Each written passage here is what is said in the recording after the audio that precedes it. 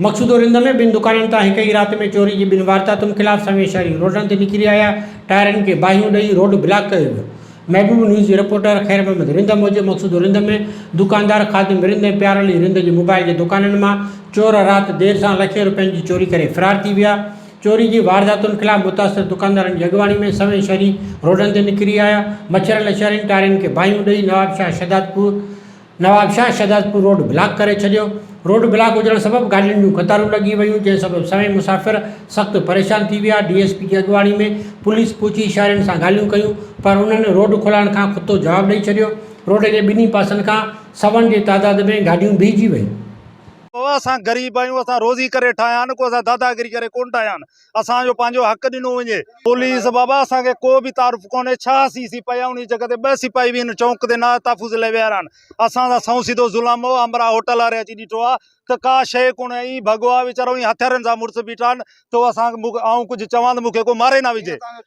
असांजो बाबा मुतालबो त असां ग़रीबनि खे हक़ ॾियो। असां हर साल 2-3 महीने में असां सां इहो ज़ुल्म थींदो पियो। जे केॾी महिल दुकानदार बनीनि, केॾी महिल वाट ते पैसा था फुरीनि, असां वञूं काॾे।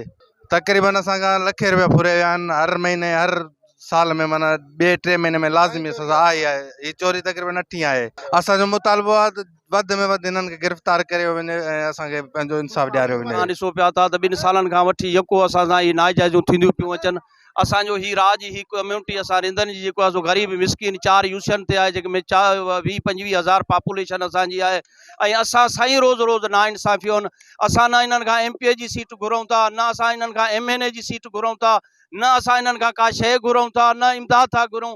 असां सिर्फ़ु असां इहो था घुरूं इन्हनि इंतिज़ामिया खां, वसवारनि खां, त असांखे पंहिंजो तहफ़ुज़ ॾिनो वञे। शहदादपुर खां नवाबशाह वञा पियो सियासी दौरे ते।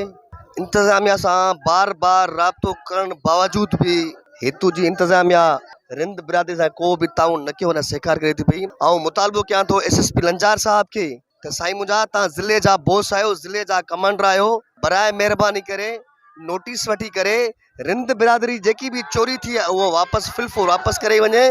असांजो मुतालबो आहे जेको ही बेइंसाफ़ी थी आहे इन अदालत थिए ऐं असांखे सिलो मिले।